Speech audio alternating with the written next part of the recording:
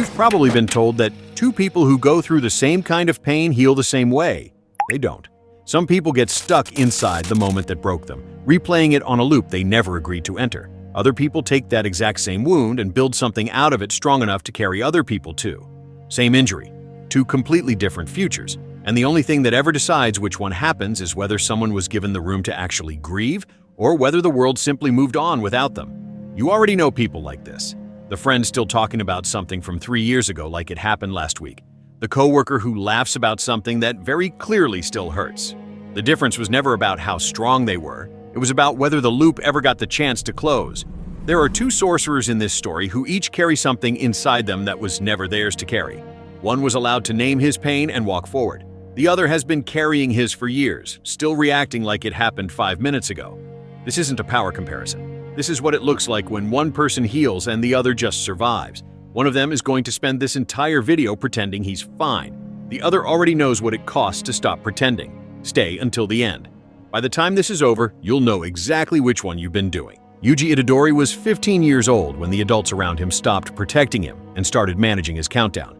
His friends were in danger, and the only way to save them was to swallow a finger belonging to something ancient. Something holding more raw power than his world had seen in 1,000 years. He didn't understand the full weight of what he was agreeing to. At 15, nobody could.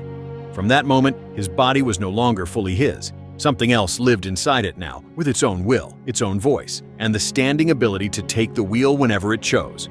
There's a word for what it feels like to lose ownership of your own body and decisions like that. Depersonalization, the sense of watching your own life happen to you instead of living it. You don't need to know anything about curses to recognize that feeling. Anyone forced into adult weight before they were ready knows exactly what it's like to watch their own life from a strange distance, like it belongs to someone else. He stopped being treated like a boy and started being treated like a vessel, a container holding something the world feared more than it cared about the person carrying it. A ticking clock, monitored rather than comforted. There's a particular cruelty in being managed instead of raised, in having every adult around you calculate your usefulness and your risk in the same breath, while nobody ever asks how you're actually doing. Every time that other will took the wheel, it left behind consequences he had to wake up and live with. Damage done, people hurt, none of it chosen, all of it his to carry anyway. There's a specific kind of guilt reserved for things you didn't technically do, but happened because of you regardless. Most people will never live through anything close to that scale. Almost everyone has felt a smaller version of it. The apology you're still giving for something that was never fully your fault. Most teenagers worry about exams or whether their crush noticed them in the hallway.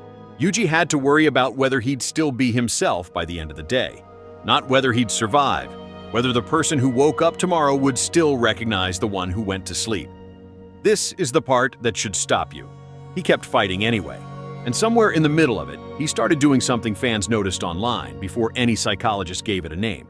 He started smiling right after the worst moments, right after watching someone he cared about get hurt because of a body that wasn't fully under his control. There's a particular kind of suffering that wears a smile as camouflage. It doesn't announce itself.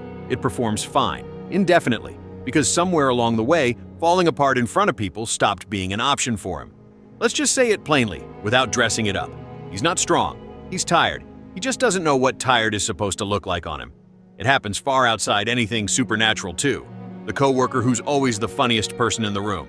The friend who jokes about their own bad week before anyone else can ask if they're okay. The parent who hasn't had a real day off in years but insists they're fine every single time. High functioning on the outside has never meant okay on the inside. It just means the performance is convincing. Nobody claps for the performance. Nobody's supposed to notice it's a performance at all. That's the entire design of it, intentional or not. At one point, Yuji says something that should stop you cold if you've ever felt even a fraction of what he's describing. He says, "I don't need meaning or a reason anymore." Read that again, slowly. That's not a hero's line. That's the sound of someone who has stopped trying to make sense of his own pain, because trying never seemed to help anyway. Music cuts out. Nobody ever showed him there was another option. Not because nobody cared, because everyone around him was too busy surviving the same emergency to stop and ask the question that might have actually changed something. Yuta Okkotsu's story starts somewhere much smaller and much quieter. A childhood promise, a ring, a girl named Rika, who he told he would marry one day. Then, in an instant, she was gone, in an accident that was never his fault, no matter how many times his own mind tried to argue otherwise. In his grief, Yuta did something he never meant to do. He said her name once more than he should have. That single act tethered her spirit to his, twisting his love and his loss into something with the power to hurt anyone who got too close. A child loses someone suddenly and almost immediately starts believing the loss is somehow his fault. That his love is the dangerous part, that the safest thing he can do for everyone is disappear. That's not a curse-specific reaction. That's exactly the shape grief takes in real children who lose someone with no framework for processing it, only a quiet, growing certainty that they're somehow responsible. For 5 years, Rika protected him the only way she knew how, by hurting the people who hurt him. Yuta never asked for that. He hated it. So he isolated himself completely, convinced that being alone was the price he had to pay to keep everyone else safe. Pulling away from people because you've decided you're the dangerous one, the burden, the thing that wounds anyone who gets close? That's a pattern therapists see constantly in people never taught that needing others isn't the same as endangering them. Picture what that looked like day to day. A teenager who couldn't sit near classmates without quietly calculating the risk, who kept people at arm's length not out of coldness, but constant, exhausting vigilance. That's not strength. That's a nervous system stuck permanently in self-protection mode, long before it ever learned what safety felt like. He wasn't guarding a secret. He was guarding everyone else from himself, every single hour, with no one ever telling him he didn't have to. Eventually, the people responsible for managing dangerous curses decided Yuta himself had become too dangerous to exist freely. And here's the part that should unsettle you. He agreed with them. A teenager, convinced his own existence was a threat to everyone around him, simply said, "Okay," no argument, no appeal. Just a quiet acceptance of his own erasure, because somewhere along the way he'd stopped believing he deserved to fight for anything else. Long before he became anything powerful, he was a kid who believed he deserved to disappear. And the cruelest part isn't the curse or the isolation or even the years he spent alone. It's that nobody around him corrected the belief in time to stop it from calcifying into something he treated as fact. This is where Yuta stops being a victim of what happened to him and becomes something else entirely. Most sorcerers in his world spend their whole lives failing to learn reverse curse technique, a method of converting negative energy into something that can mend wounds instead of causing them. Most people can barely manage to heal themselves with it. Yuta mastered it early enough and well enough to use it on other people, not just on his own damage, on everyone else's. This didn't happen alone. He had a teacher who saw a frightened kid instead of a threat and chose to mentor him anyway. Classmates who stuck around long enough to become something closer to family. The boy who once isolated himself out of guilt, convinced he was only capable of hurting people, became the one person in the room capable of undoing damage everyone else assumed was permanent. That's not a power-up. That's an architecture, built deliberately, one decision at a time. He took the exact curse that broke his childhood and forged it into a mechanism built to rebuild shattered things, including people, including eventually the boy whose body had been turned into a vessel. There's a version of strength the world barely talks about, because it doesn't look like winning. It looks like someone choosing every day to turn the thing that nearly destroyed them into the reason someone else gets to survive. By the time the dust settles on his story, Yuta has walked through a colony built entirely from collected suffering and come out the other side. He's posted the highest results in one of the deadliest trials his world has ever run. He's regarded as the second strongest sorcerer alive, behind only his own mentor. None of it reads as luck by the time you trace it back to where it started. It reads as someone who was finally given enough stability to become what he was always capable of. Not because the story handed him power for free, but because he was the one person who finished processing what happened to him and converted the wreckage into something useful. Notice what that actually required. Not talent he was born with. Not a shortcut the universe handed him because he deserved one. It required years of someone refusing to give up on him before he'd even fully forgiven himself. Healing was never a solo act for Yuta. It just looks that way from the outside, because the people who held the door open rarely get any credit in the highlight reel. Then their two paths collide, in a moment almost nobody saw coming. The people in charge decided Yuji had become too dangerous to remain free and gave the order for it to end. Yuta was assigned to carry it out. Picture how that actually looked from the outside. Two people who'd once fought on opposite sides, standing across from each other, with everyone above them expecting one outcome and only one outcome. No room for hesitation, no room for mercy that anyone watching would recognize as mercy. Yuta agreed to it, in front of everyone watching. He made it look completely convincing.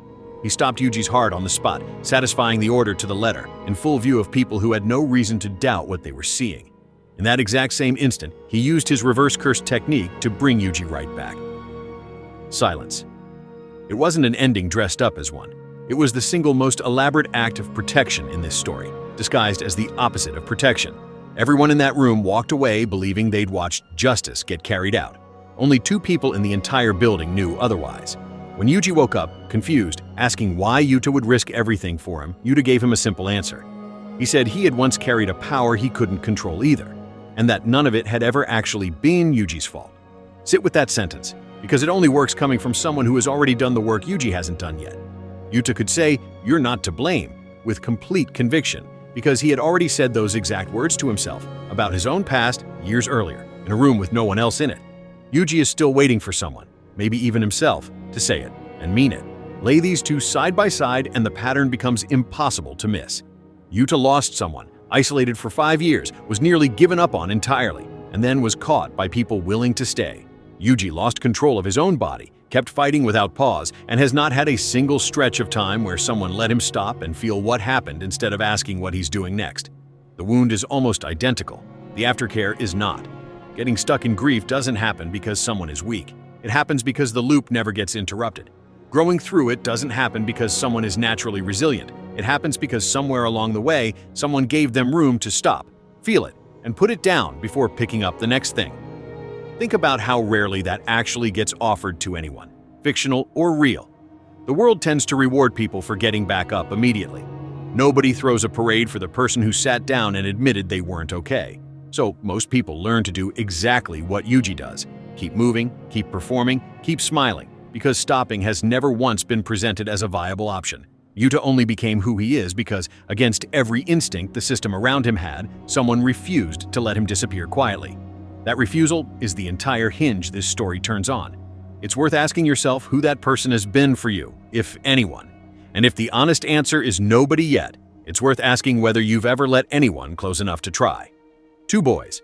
The exact same kind of wound. Something forced into them that was never theirs, taking someone they loved along with it.